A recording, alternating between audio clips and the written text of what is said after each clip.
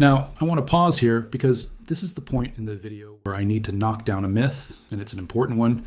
You may have seen headlines or videos claiming that scientists or the government know the exact date this earthquake will happen and are hiding it, or that this kind of coverage is just designed to generate fear and clicks and funding. I want to be really direct with you. Nobody, anywhere, can predict the exact day, month, or even the exact decade an earthquake like this will happen. Earthquake prediction, in the sense of a specific date, does not exist as a scientific capability, and any claim otherwise is not coming from real seismology. What scientists can do is study the pattern of past earthquakes, measure the ongoing pressure building on the fault using GPS stations and ground sensors, and describe a probability, a rough likelihood, over a long window of time, like the next 50 years. That's very different from a prediction. It's more like a doctor telling you your risk of a certain health condition based on your family history and your test results.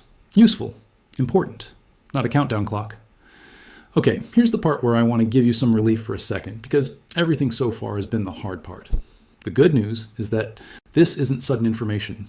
The Pacific Northwest has known about this risk for decades now, and building codes in Washington and Oregon have already changed significantly because of it.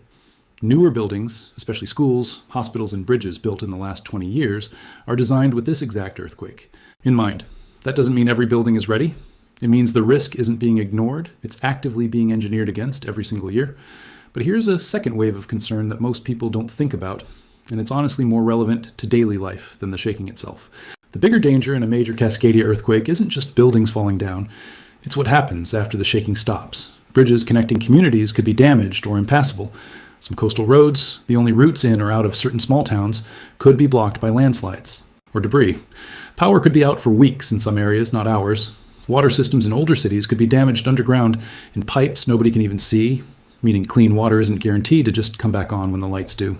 That compounding effect, shaking, then isolation, then infrastructure failure, is what actually turns a natural disaster into a prolonged crisis. It's not the 6 minutes of shaking that ruins people's lives the most. It's the 6 weeks after, if a community isn't prepared for it.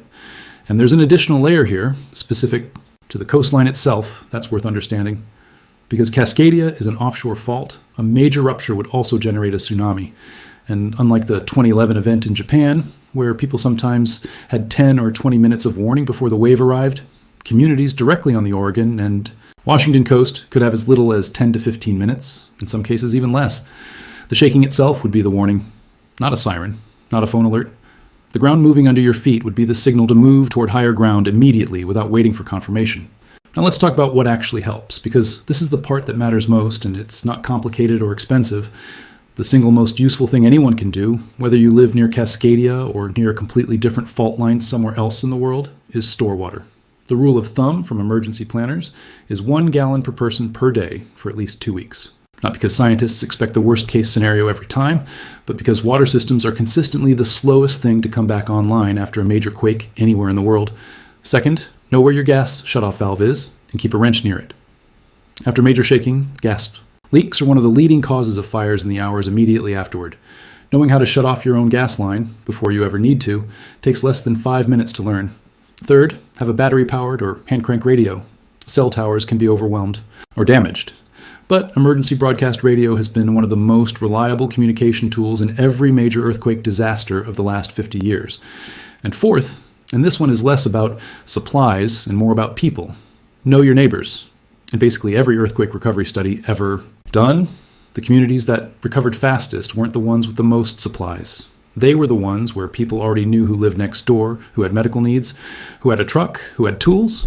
Preparedness isn't just a checklist. It's a relationship with the people around you, built before you ever need it. None of that requires panic. It requires about an afternoon of your time, done once, and then basically forgotten about, until you need it. So let's come back to that rubber band one more time. It's still stretching right now underneath the Pacific Northwest, exactly as you're hearing this. It has been for over 300 years. It has released before, and the evidence for that release is sitting in drowned forests in Washington and handwritten scrolls in Japan, written by people who felt a wave and had no idea where it came from. It will release again, not on a schedule, not on a date anyone can give you, but it will. And the question was never really whether it's terrifying. The question is whether you understood it before it happened or only after.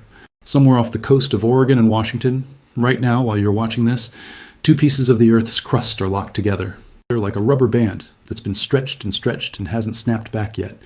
That rubber band is 300 miles long. It runs from Northern California all the way up into British Columbia. And it's been stretching for over 300 years. Scientists are monitoring the risk of a 9.0 earthquake on the West Coast, and I know that sounds terrifying. But that's not quite the full picture, and here's why that matters more than the scary headline does. By the end of this video, you're going to understand 3 things. First, why a fault line you've probably never heard of could produce one of the biggest earthquakes in recorded history. Second, how scientists actually figured this out, using clues that were hiding in plain sight for a very long time. And third, what this actually means for you, whether you live on the West Coast or 1,000 miles away. I want to be upfront with you about something. The next few minutes are going to be the hard part. I'm going to walk you through what the science actually says could happen, and some of it is heavy. But I promise you, we get to the reassuring part, the part where I tell you what actually helps. And that part is real too. I'm not saving it for later because it's an afterthought. I'm saving it for later because it means more once you understand the full picture. Okay, before we go further, I want to ask you something, and I actually want you to answer it in the comments. Tell me how far you live from the nearest coastline, anywhere in the world. Not because I'm trying to scare you, I'm just curious how many people watching this live closer to a fault line than they realized. Here's the deal with this channel, if you're new. We break down one of these risks every single week using the actual research behind it, not just the scary headline you saw in a news article. No hype for the sake of hype, just what we actually know and what we don't. And if this is useful to you, hit like right now, not for me, but because it helps this specific video reach someone else who's never heard of this fault line and probably should. Okay, let's get into it. The fault line I'm talking about is called the Cascadia Subduction Zone. Subduction just means one giant piece of the Earth's crust is sliding underneath another one. Picture 2 conveyor belts. One of them, the ocean floor, is slowly sliding underneath the continent, underneath Oregon, Washington, and parts of California and British Columbia. Most of the time, that sliding happens smoothly. Slow, steady, no drama. But at Cascadia, it isn't smooth.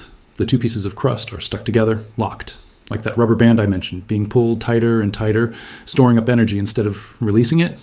And that's the whole problem in one sentence. Energy that should be releasing a little bit at a time in small earthquakes is instead building up and building up and building up. Think about stretching a rubber band slowly with your hands. For a while, nothing happens. It just gets tighter. You don't see any change.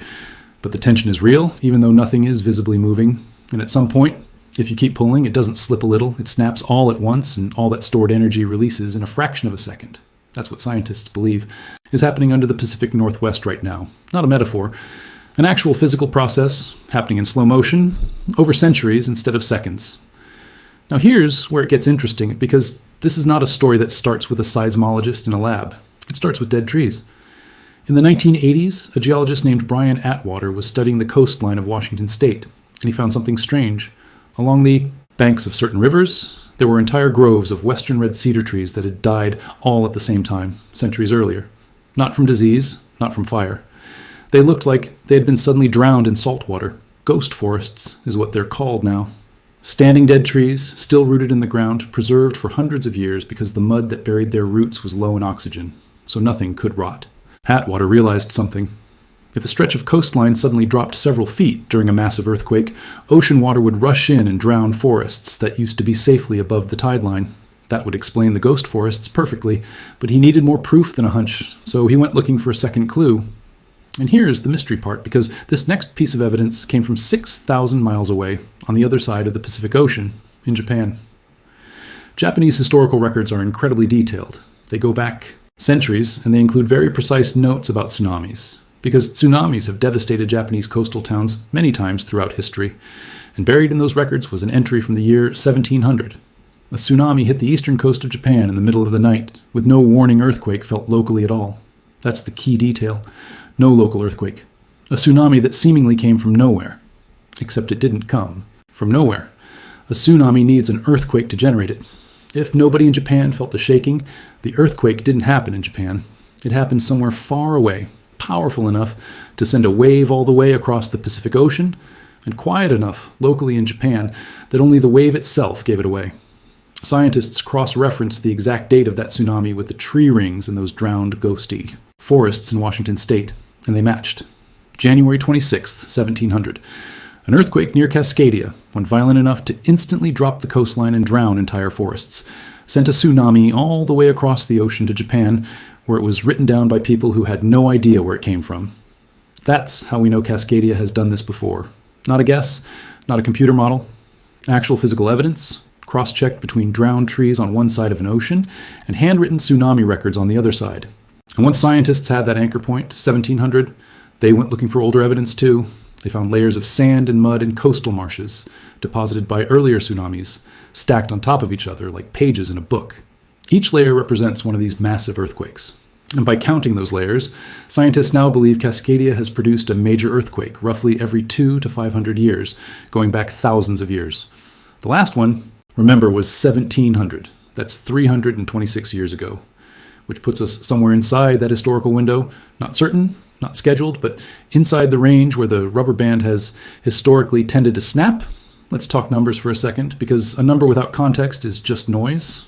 Scientists estimate the next full Cascadia rupture could produce a magnitude 9.0 earthquake, possibly higher. The magnitude scale isn't like a regular number scale, where 9 is just a little bigger than 8. Each whole number up is about 32 times more energy released. So a 9.0 isn't slightly stronger than an 8.0. It's roughly 32 times stronger. And compared to a 7.0, the kind that can already devastate a city, a 9.0 releases around 1,000 times more energy. To put that in a picture you can actually hold in your head, the 2011 earthquake off the coast of Japan, the one that caused the Fukushima disaster, was a 9.0 on the same subduction zone types. A fault. Cascadia is capable of producing an earthquake in that same class. And the shaking itself wouldn't be brief. Most earthquakes you felt, if you felt any, probably lasted 10, 20, maybe 30 seconds. A full Cascadia rupture is expected to shake the ground continuously for 4 to 6 minutes. Sit with that for a second. 6 minutes of continuous, violent shaking is an enormous amount of time for a building, a bridge, or a hillside to hold together.